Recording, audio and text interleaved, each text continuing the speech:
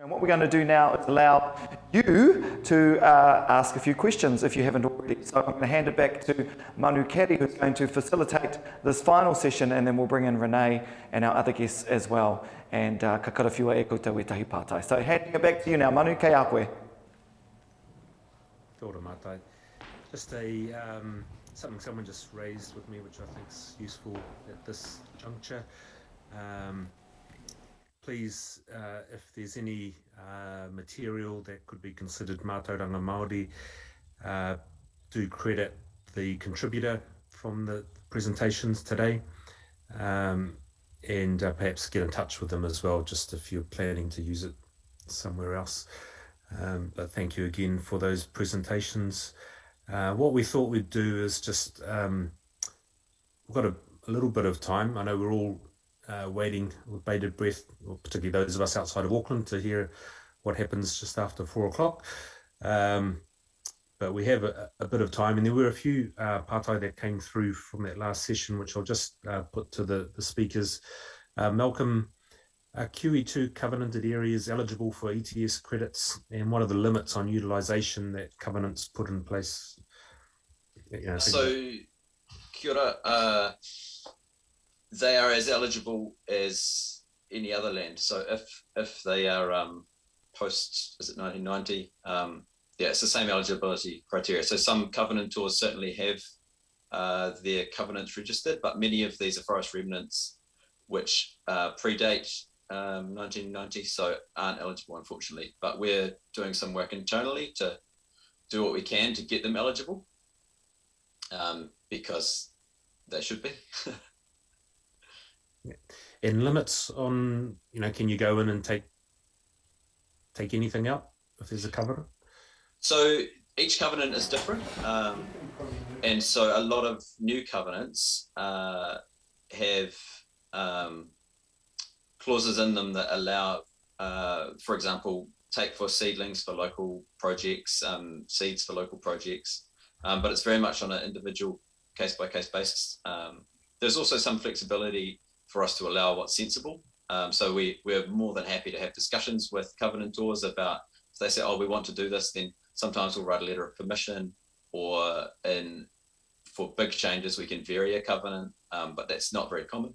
But for example, if someone wants to put in a track so that they can do a track line, we're going to have no problem with that. But as a discussion rather than finding out later is how we like it. Awesome. So there's some real flexibility there in the arrangements for each covenant. Renee, a lot of good feedback on your presentation, but some people struggling with get their heads around the concepts.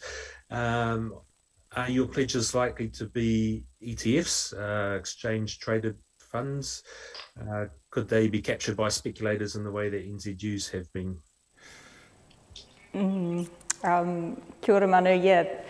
I mean, what I guess we're asking for here is a bit of a shift in thinking outside the norm, so understandable that there's confusion trying to deliver that in a couple of minutes. But I suppose the potential here is that with these platforms that we're able to design, from the front line first, eventually they might create credits that are usable in the as NZUs, but there's the potential for that voluntary market space to be utilised as well. And even before that, if we're thinking about a regional way to kickstart this thinking, we could,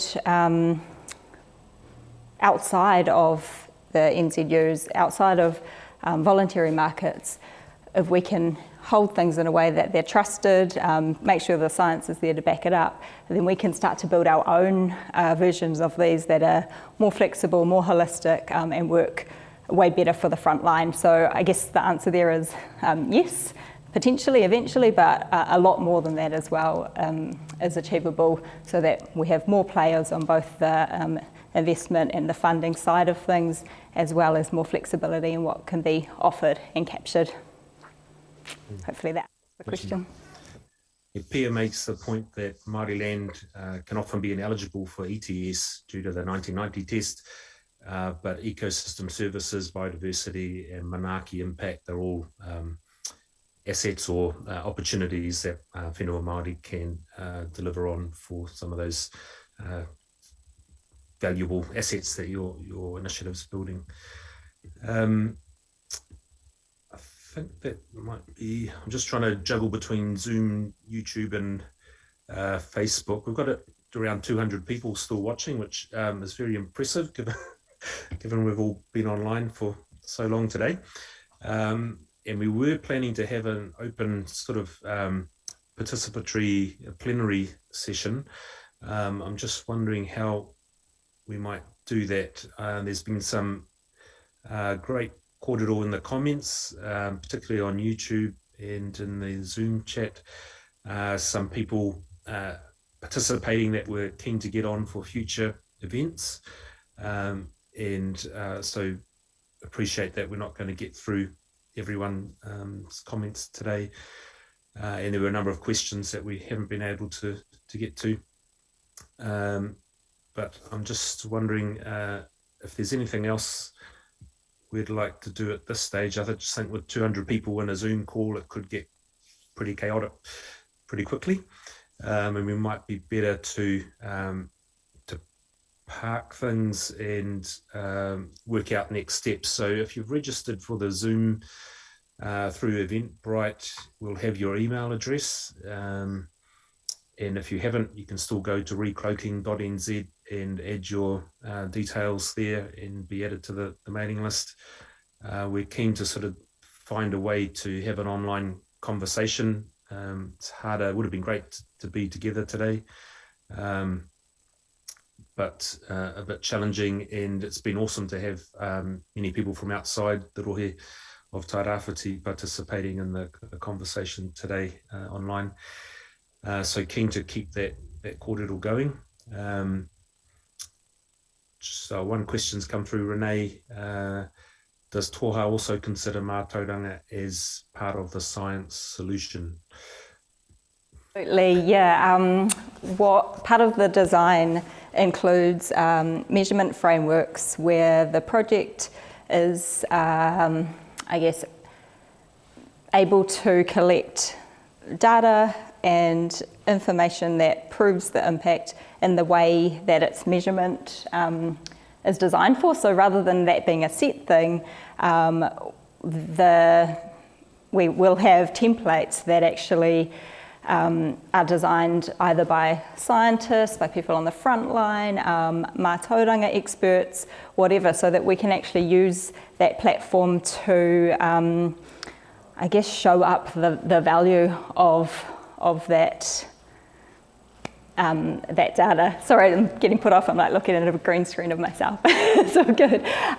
So yeah, I don't know if I explained that well, but the answer is yes. The platform itself is neutral. So we're not kind of saying that this is something that's valuable or that is. It's that once it's in a network and the infrastructure's there, so as long as that piece of data can prove that there's impact, that might be through mātauranga, through existing science, whatever it is that backs up that opinion, and then the market sees it as valuable, then it has value. So I is the short answer, yeah. Ora. Hamiora, you mentioned legislative changes required. Are you aware of specific opportunities that are coming up or things that people could do now to push for those changes that would be helpful from your perspective? Yes, I know that we've got a new Director General for the Department of Conservation, and Minister Kiritapu is obviously, with her extensive knowledge in legislative change. I've got the feeling that there's going to be some serious reassessment on the way that the department approaches Aongahere, especially for regions like ours and like Northland, where, without wanting to say too much, I think there's much more appropriate ways of dealing with our Māhere and much more real relationships that we could be having that could be backed up with legislation. So I think that time's coming. I think, yeah. Awesome. Te Kapunga, do you see resistance or excitement amongst Māori foresters for the opportunities that planting more native forests may present for their for their companies, for their shareholders, landowners.